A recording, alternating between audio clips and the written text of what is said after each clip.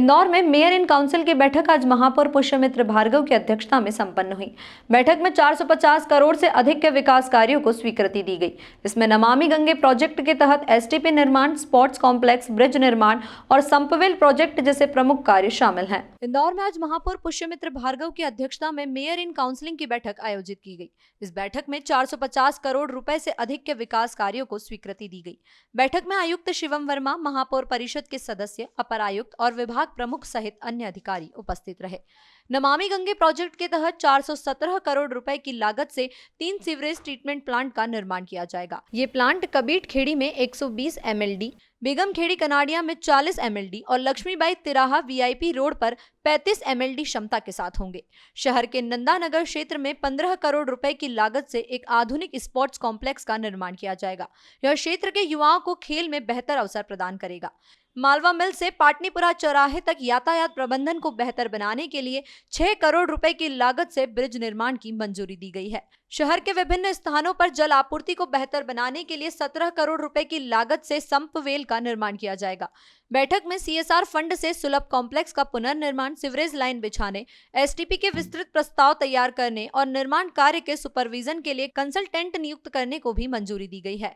450 करोड़ रुपए के इन विकास कार्यों से इंदौर शहर में आधारभूत संरचना में सुधार होगा और शहरवासियों को बेहतर सुविधाएं मिलेगी। प्रशासन ने शीघ्र ही इन कार्यों को शुरू करने का आश्वासन भी दिया है। भारत सरकार के नमामि गंगे विभाग और माननीय प्रधानमंत्री जी की यशस्वी योजना जो गंगा को और नदियों के शुद्धिकरण को लेकर है, उस माध्यम से मध्य प्रदेश सरकार के गाइडेंस में, डॉक्टर मोहन यादव जी के गाइडेंस में इंदौर में 550 करोड़ की लागत से जो 3-4 STP हमको मिले थे, उनके सैंक्शन करने का हमने काम किया है ताकि एजेंसी जल्द ही इस पर काम शुरू कर सके।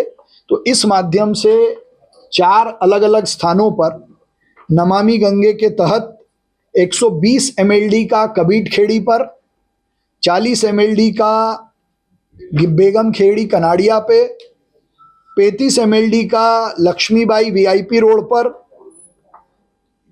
STP प्लांट लगाने का काम हमने आज सैंक्शन किया है, जो नदी शुद्धिकरण के साथ साथ रहवासियों को भी सीवरेज ड्रेनेज लाइन कनेक्ट करने का अवसर देगा। और ऐसा सब मिलाकर कुल 1000 करोड़ से ज़्यादा के, क्योंकि 500 करोड़ के टेंडर नगर निगम ने भी अलग से लगाए हैं, तो वो हमारे 29 गांव जो अभी ड्रेनेज से थोड़ी कठिनाई में हैं, उनको भी ड्रेनेज का नेटवर्क मिलेगा। तो ये बड़ी उपलब्धि इंदौर को मिली है। साथ ही राजेंद्र नगर पर एक संप बनाकर नई डिस्ट्रीब्यूशन लाइन क्रिएट करना, ये एक बड़ा काम होगा। पश्चिम क्षेत्र के लोगों को पर्याप्त पानी मिले, उसके भी टेंडर को सैंक्शन करने का काम हमने आज यहाँ पर किया है। साथ ही डिजिटलाइजेशन के डॉक्यूमेंट का काम परसों से शुरू होने वाला है। कल सुबह 10:30 बजे ड्रेनेज के वर्कफोर्स को हम हरी झंडी दिखाकर पूरे इंदौर के अलग अलग क्षेत्रों में ड्रेनेज की सफाई के काम को आगे बढ़ाएंगे और ड्रेनेज के डिजिटलाइजेशन पर भी कल बात करेंगे।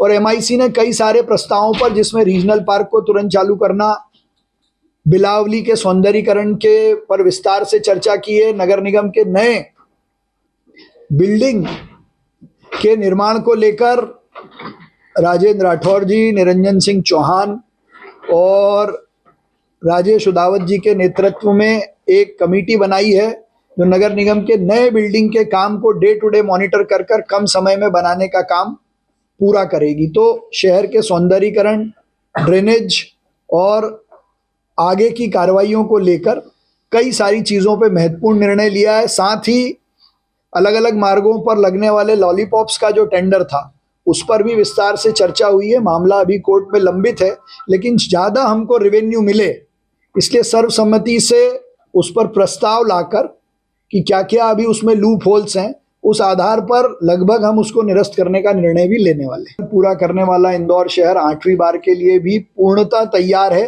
सबसे ज़्यादा इंदौर के नागरिकों की सहभागिता के कारण, अब हमारे सफाई मित्रों की मेहनत के कारण और इस बार के जो हमारे नवाचार हैं, 500 TPD को 800 करना हो, आत्मनिर्भर जोन बनाना हो, हमारी बीट सबसे नीट, नो थू थू अभियान, इन सब को लेकर इस बार की तैयारी सौंदर्यीकरण में, ब्यूटिफिकेशन में भी आप देखेंगे तो कई सारे नवाचार इंदौर की सड़कों पर आपको देखने को मिलेगा। मध्य प्रदेश का सबसे खूबसूरत चौराहा नर्मदा चौराहा 11 तारीख को लोकार्पण होने वाला है, जहां मां नर्मदा जी की प्रतिकृति के साथ पूरा परिक्रमा मार्ग भी हम दिखाने वाले हैं। तो ये इंदौर की ताकत है और हमको विश्वास है कि इस बार भी इंदौर 8वीं बार नंबर 1 रहेगा। जनता भी अपने फीडबैक देने के लिए तैयार है। इंदौर से द नेशन टाइम की रिपोर्ट।